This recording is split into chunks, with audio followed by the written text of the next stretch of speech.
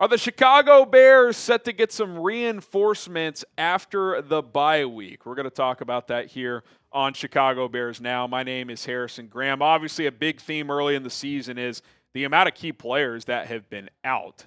Beyond Jalen Johnson being on short-term IR and potentially out for the season, they've had a lot of guys that have gone down. Kyler Gordon, TJ Edwards, Colston Loveland, Grady Jarrett, just to name a few. Now, the Bears' next game isn't until Monday Night Football in Week 6. So not only are you off for a week, you have an extra day and a half because you don't play until Monday night on October 13th. So you got some time here to get some guys back who have missed time with injuries. Let's start with Kyler Gordon. Felt like he was close-ish this week against the Raiders. He practiced it in limited form on Friday before the game on Sunday, and there was some kind of, subliminal messaging from him on social media that felt like he could play. He did not. He worked out before the game on Sunday, but they kept him inactive. It feels like if there's no setback, he'll return after the bye, and I think he would provide a major lift because he does a little bit of everything, and assuming Dennis Allen, uses him to his full potential, get him downhill, run support in the box, blitz him every once in a while. He can cover tight ends and slot receivers. You can drop him back. Nick McCloud, I think, has battled. He's a backup journeyman for a reason. Now, I will say this. These are his coverage stats per Pro Football Reference. Yeah, 7 catches on 8 targets. That's not great. But only 8 targets attributed to him in 4 games. That's not bad. So, even though the raw numbers don't look that great, I think Nick McCloud has competed, and he's been scrappy, and he's been a good special teams player. So, I really have no issue with how he's played. He's a backup. You're not going to get premium play out of a backup nickelback in the NFL. But what he doesn't do a ton of, where I think Kyler Gordon can help, especially other than in coverage as well, is run support. Kyler Gordon is willing to mix it up and kind of lay people out. I think Dennis Allen can use him on some cat blitzes as well. So I think he's back after the bye week, barring a setback in the next couple of weeks. Okay, what about TJ Edwards? So Kyler, who's also dealing with a hamstring injury, he got banged up right before the opener. TJ retweaked his hammy in the Week 2 game, so about 8-9 days after that. Is TJ Edwards on track to return after the bye week? He has not practiced since, not even in a limited capacity, whereas Kyler Gordon at least did that this past week on Friday.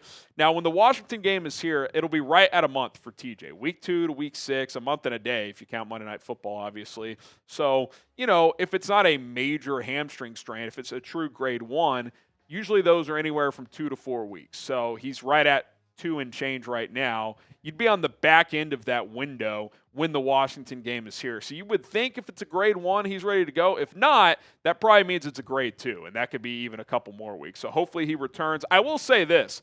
Noah Sewell has filled in pretty well. He's been very good in run support. He's not great in coverage. He's definitely more of a throwback, downhill, kind of hard-hitting linebacker, but I think he's held his own for the most part. I've been pleased with what he's been able to do. He actually punched out that ball from Genty on that 4th down stuff. Now, it didn't make that big of a difference because they stopped. He was short anyway, but still, he punched it out, and they got a few extra yards out of it on the recovery. So he's popped to me, especially in run support. But again, he can get kind of exploited in coverage. That's where TJ is a little bit better with his instincts. But the good news is I think there's less of a gap between TJ Edwards and Noah Sewell than there is, for example, Kyler Gordon and Nick McCloud. So if TJ were to miss a little bit more time, I think you could absorb that blow a little bit more.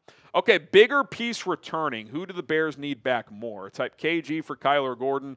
Type TJ for TJ Edwards. I'm typing my KG pretty easily here. I think him coming back is a bigger deal than TJ Edwards coming back.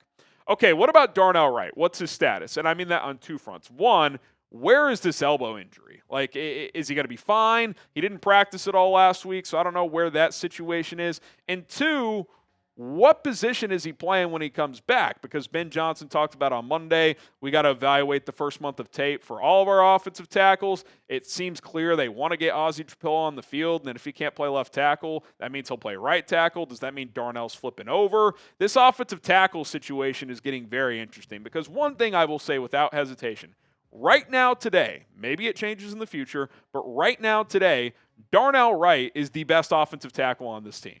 He's a top 10 pick for a reason. Is he frustrating at times with his penalties? Yes. But he is your best down-to-down offensive tackle on the roster. Now, maybe the conditioning isn't where the coaches want it. Maybe the penalties are just pissing them off that they want to get other guys opportunities. All that is certainly a possibility, but from just a pure who's the best player standpoint, he is the best player at the offensive tackle position. Today's show is brought to you by PrizePicks, daily fantasy made easy at prizepicks.com/CLNS. You and I make decisions every day, but on PrizePicks, being right can get you paid. Don't miss any of the excitement this season on PrizePicks, where it's good to be right. I'm loving playing with Bears players in my PrizePicks lineups. Caleb Williams, Rome Badunze, they've both earned me some money this season. And another cool feature on PrizePicks, by the way, is you can follow other PrizePicks players directly on the app, almost like a social media app. Copy their lineups in one click, whether it's a friend, celebrity partner, or just someone whose picks you like. Hit the follow button and check out every lineup they create in the new feed tab on PrizePicks. The way PrizePicks works is simple. You pick 2 or more players, up to 6 in a single lineup. Pick more or less on their stat projections. Here's an example of a 2-player PrizePicks lineup. I took the more on both Dak Prescott and Daniel Jones passing yards this week. Dak's been lighting it up. Daniel Jones is obviously having a great season going up against that Raiders defense, which isn't that great. $20 entry to win $60 here. Download the PrizePicks app today. Use our code CLNS to get $50 in lineups after you play your first $5 lineup. That is code CLNS to get $50 in lineups after you play your first $5 lineup. PrizePicks, it's good to be right. All right, a little more injury recovery talk here. A couple other guys who didn't play in this last game, but I think should be fine. Grady Jarrett, who had been fighting this knee issue the last couple weeks, didn't play in week 4, but he did play in week 2 and week 3. You kind of figure with this bye week here, he'll be good to go after the bye. Aging player, though, so we'll see. We'll keep an eye on that one.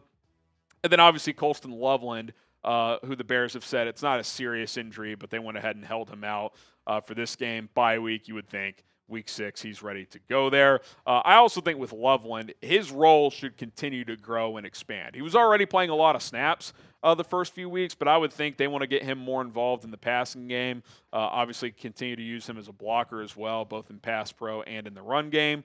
I'm not saying this just because Cole Kmet's coming off a bad game, but you picked this guy 10th overall. Like, he's got to be more involved in the offense, especially – not to, go negative here, but Tyler Warren's lighting it up in Indy. Like, you'd like to get Colston Loveland some opportunities and some production here, considering he was a top 10 pick. Now, don't forget, the Bears did place 2 players on short-term IR at roster cuts. We'll get to Travis Homer in a minute, but Austin Booker is eligible to return starting in that game in Washington. So he's been dealing with the knee injury that he suffered in that second preseason game on August 15th. So when they play on August 13th, that's almost 2 months removed. I expect him to be back after the bye. I think they're going to open his practice window, start that 21-day clock, and if he has a good week of practice leading up to Washington, I assume they activate him to the 53, and he's active on game day and ready to go. I mean, what do you have to lose? These were his preseason stats in just 2 games. He had 5 sacks, 6 tackles, 6 TFLs, and a forced fumble. He was flying around. I get it. Preseason, a lot of backups he's going against, but, I mean, does anyone on this defensive line just scare opponents? No. There's some flashes here and there, but Dio Odengbo, since week 1, has not shown much. Montez Sweat, I would say, had a good game against Dallas and has been average at best otherwise. Dominique Robinson had a random sack a couple of weeks ago. Tano Passanio, who they activated, he had a sack one of the games. I'm like, okay. But this pass rush needs help in a major way. I mean, there's just no way around it. You have 5 sacks in 4 games, and no guy has more than 1 sack. I mean, it's just abysmal. And by the way, Montez Sweat is making $25 million per year. Dio Odengbo is making $16 million per year. They have 2 sacks combined. They have the same amount of sacks as Dom Robb and Tano Passanio, who got his sack as a practice squad elevation. I mean, that's just not what you're paying for. And so Austin Booker could end up providing a lift here. And it'd be one thing if, like, okay, the pass rush isn't that good, but at least this defensive line is stuffing the run. Like, you're not giving up a lot of run production. Oh, you're dead last in run defense. Dead last in the NFL. So the fact that you won that Raiders game after giving up 240 rushing, the fact that you're 2-2 despite having a major issue with your defensive front, I think is a huge positive because the secondary's played really well the last couple of weeks despite the inability for this front 7 to stop the run. Subscribe to the channel. We got Bears content all year long. Doesn't matter if it's in the season, the off season, the dog days of the calendar in late June, early July. We're providing content every single day here on Chicago Bears Now. It's free. All you got to do is subscribe right now. Travis Homer won't spend a lot of time here. He is eligible to return from short-term IR as well. We know what he is. He's not the elixir to the run game issues offensively. If they activate him, that's because they want his value on special teams. Maybe, occasionally he's in on third downs for pass pro purposes. But, you're not playing him over Swift or Monungai offensively. So I don't think that's some major lift to talk about. Special teams has been pretty good the last 2 weeks. So we'll see if and when they choose to activate him, because this one's a little tougher too. It's like, okay, you put Travis Homer on the 53. Who are you cutting? It's like, well, one spot, Carl Jones, they could cut him again easily. They could do DeMarco Jackson. Those are guys at linebacker. You could cut one of those. You wouldn't cut both. That could be one spot, but you're probably doing that for Austin Booker, right? Do you cut Tano Passanio and put him back on the practice squad? Dominique Robinson, maybe. But it's not like you have just these obvious cuts. You could say like Karan Amagaji before he went on IR, but he's on IR. You've already freed up that roster spot. So, yeah, so for a guy like Travis Homer, unless they desperately need him on special teams, I'm not really sure who you're activating him for. Maybe Nick McCloud if you with Kyler back and healthy, I guess. But I feel like he contributes on special teams too, and at least he's shown the ability to step in at nickel if you need him to. So we'll see what they do with Homer. All right, that's going to do it for this edition of Chicago Bears Now. Hit me up on Twitter at HGramNFL. DMs are wide open if you want to talk some shop as well. Bear down.